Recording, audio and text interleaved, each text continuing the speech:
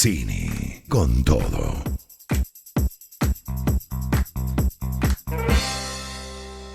Una y 57 minutos y bueno, tenemos nuestra próxima invitada, amablemente está aquí en el estudio, siempre es un placer hablar con ella, internacionalista Mirna Jonis. Vamos a hablar un poco sobre la balanza de la relación Estados Unidos-Venezuela, también lo que está pasando en estos encuentros que van a tener este fin de semana entre distintos países que participa Estados Unidos y todo lo que está en relación Rusia, pues que el menú está lleno en la relación Rusia y Ucrania, donde quieras Me empezar. imagino que tuviste que hacer un ejercicio, ver cuáles eran los puntos focales para atender, ¿no?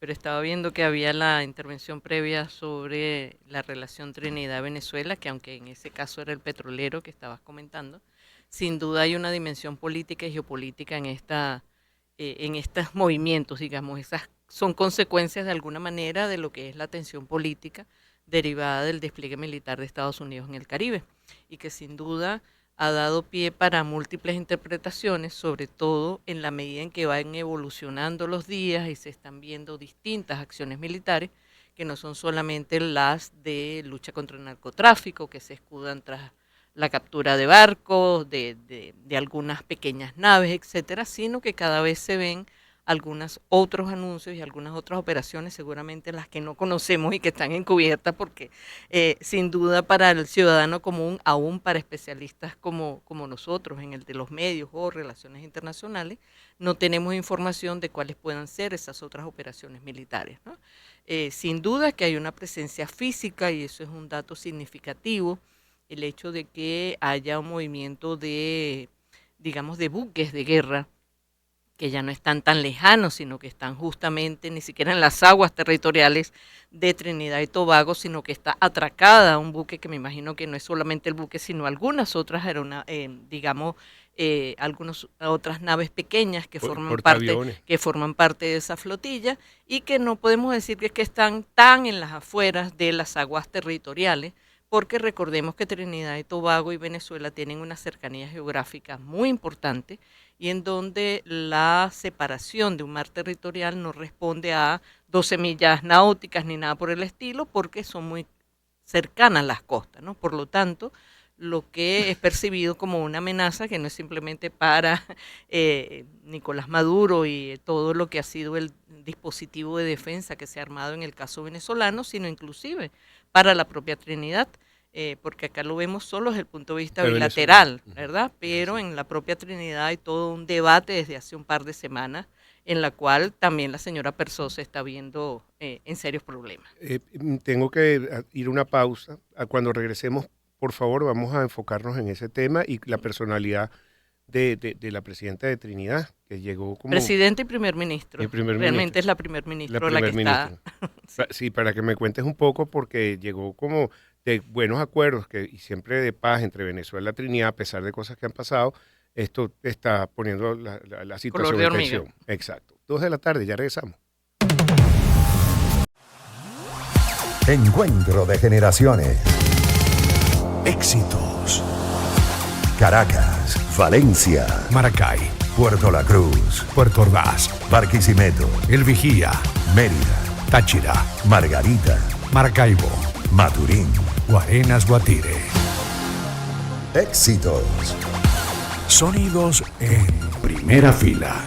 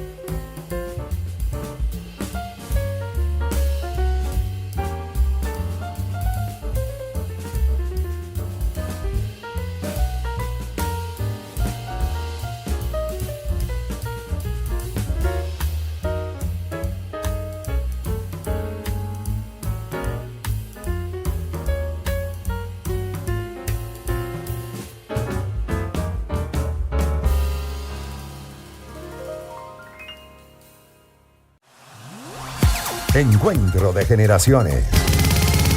Éxitos. Caracas, Valencia, Maracay, Puerto La Cruz, Puerto Ordaz, Barquisimeto, El Vigía, Mérida, Táchira, Margarita, Maracaibo, Maturín. Guarenas, Guatire. Éxitos. Sonidos en primera fila.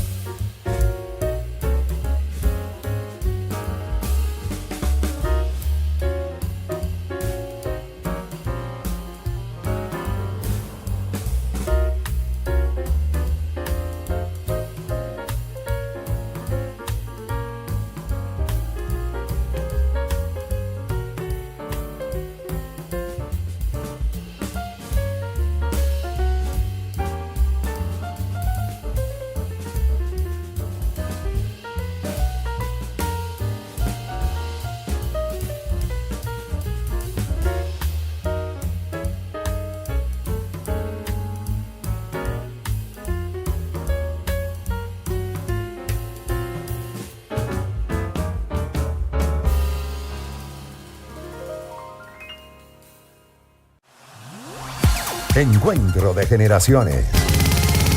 Éxitos. Caracas, Valencia, Maracay, Puerto La Cruz, Puerto Ordaz, Barquisimeto, El Vigía, Mérida, Táchira, Margarita, Maracaibo, Maturín. Guarenas Guatire. Éxitos. Sonidos en primera fila.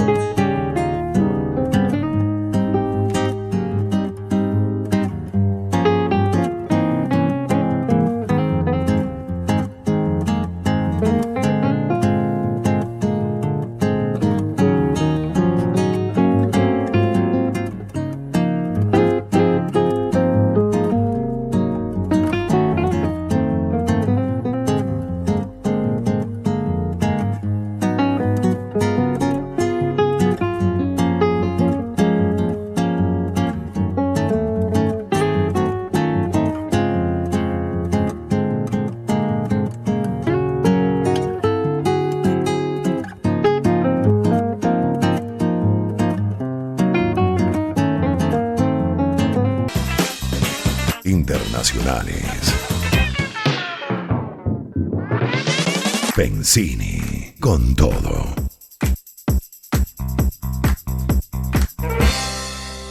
Seguimos aquí, Pensini con todo en éxitos. Antes de seguir con la entrevista, estoy viendo la pantalla de CNN en vivo.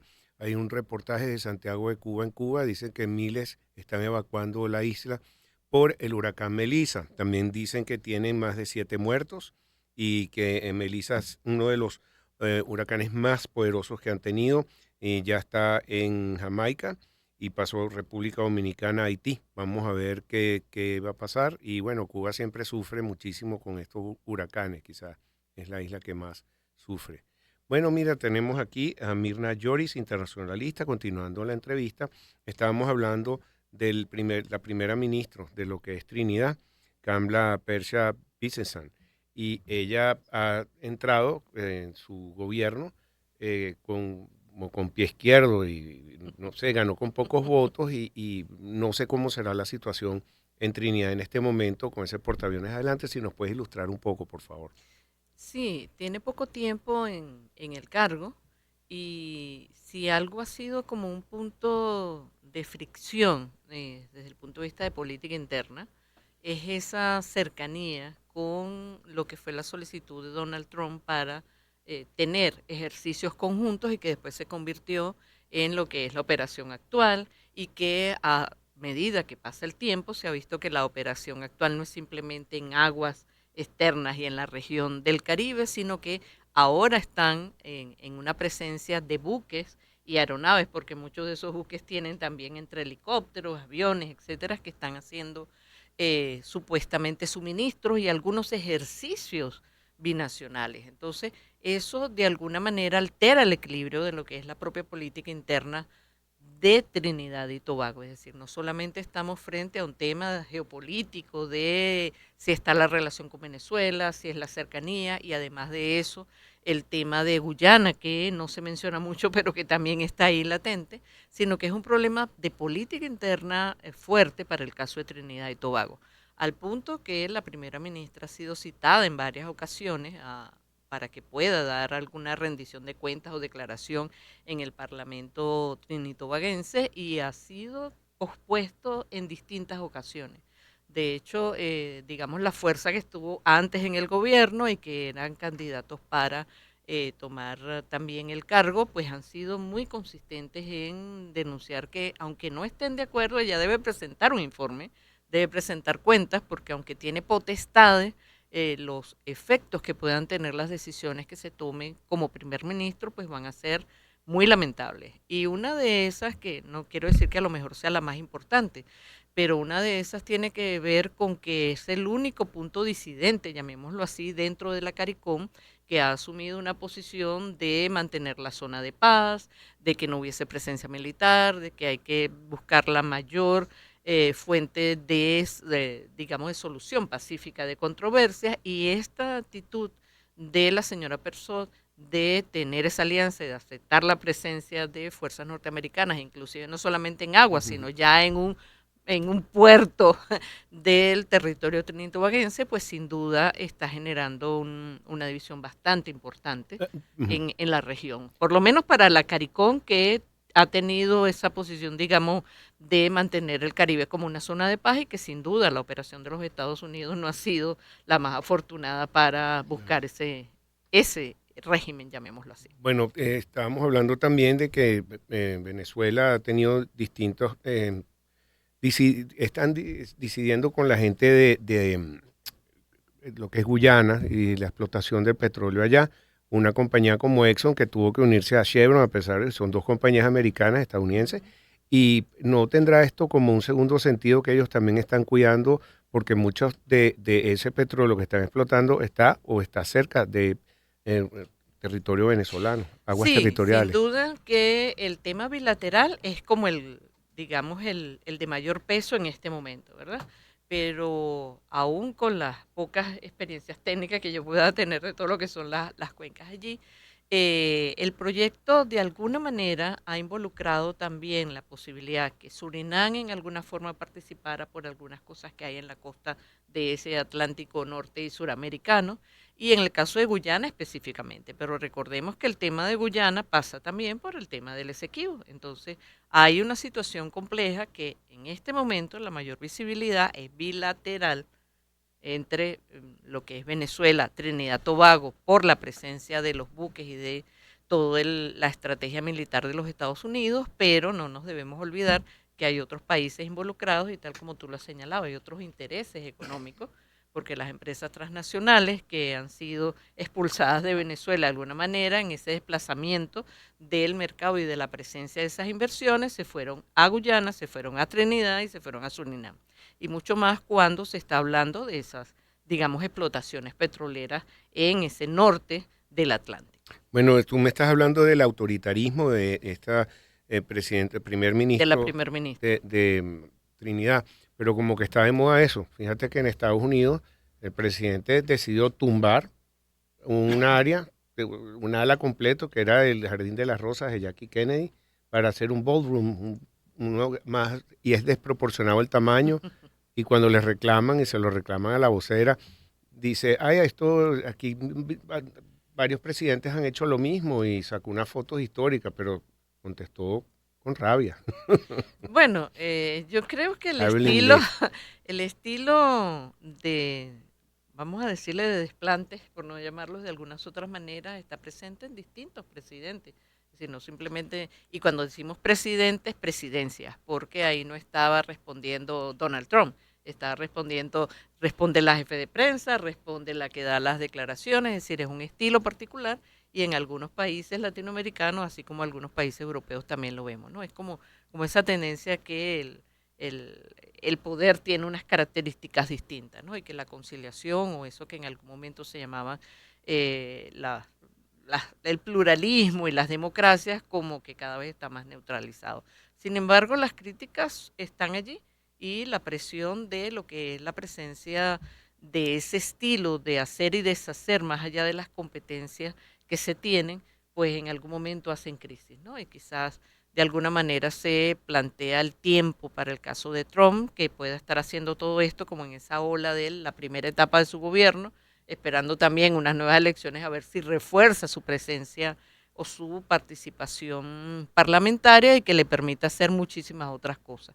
Yo tengo la esperanza de que ese equilibrio de fuerza que siempre se presenta en los regímenes parlamentarios pueda darse, pero no es una garantía. Es decir, el asunto de que haya un mayor apoyo dentro del Congreso de los Estados Unidos sobre las políticas que viene desarrollando Donald Trump, aunque no les gusten los estilos de Donald Trump, está potencialmente cercano. Pues fíjate lo que logró ya Trump en la Franja de Gaza, una cuestión histórica. No ha logrado lo mismo Pero con no, Rusia, pero no es están poniendo sanciones Claro, a pero no es petroleras. garantía, Pedro. Es decir, puede que haya una presión particular sobre determinados conflictos, pero no hay una garantía de que la paz está allí. Lo que ha habido es una suspensión, un alto al fuego, ha habido una entrada de la ayuda humanitaria y muy reducida y de una velocidad muy lenta, lo que hace que la misma población que ha sido afectada en todo este conflicto tampoco está siendo atendida, ¿verdad? Entonces se habla de un acuerdo, llamémoslo así, ese encuentro cumbre, la visita de Trump en el Parlamento israelí, pero ya se están echando tiros otra vez y están en operaciones militares. Entonces, es una paz muy endeble la que hay en la región.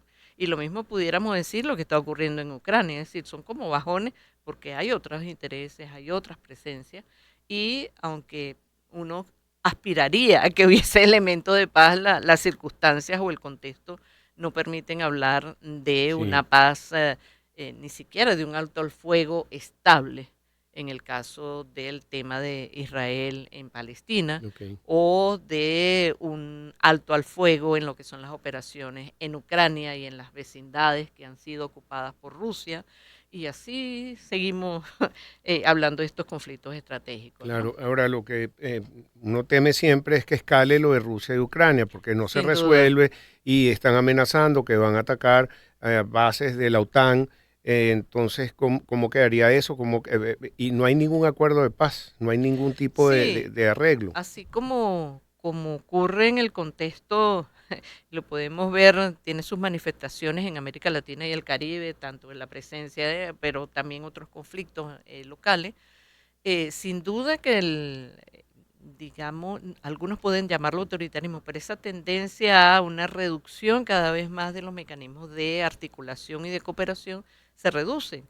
Entonces, porque se piensa que la solución va solo desde adentro y no cooperando con el otro, ¿no? Mira, Pero bueno, son visiones, sí, son visiones y... están en este momento CNN, ataques de supuestos, fíjate, dice Exacto. supuestos traficantes de droga, pero en el Pacífico. en el Pacífico. Exacto. ¿Cómo llegaron esos barcos allá? Si están en el Caribe, no sé. 14 muertos. Recordemos, Pedro, recordemos que el despliegue militar de Estados Unidos no es simplemente en el Caribe, están en todo el mundo y se movilizan, es decir, no soy experta en eso, en dónde están ubicados, pero en algún momento cuando estuve en el Ministerio de la Defensa hace varias décadas, es decir, hay ciertos dispositivos que se ubican en zonas estratégicas, es decir, sea en el Atlántico Norte, sea en el Atlántico Sur, sea en el área del Pacífico, y se movilizan. Obvio que movilizarlo y que lleguen hasta los puntos clave toma su tiempo, pero están allí y no nos los van a informar a nosotros, sino cuando están ocurriendo Bueno, los me entero hechos. por aquí, mira, el Pentágono, hay 14 muertos hasta la fecha y Ajá. ponen la lista de todos los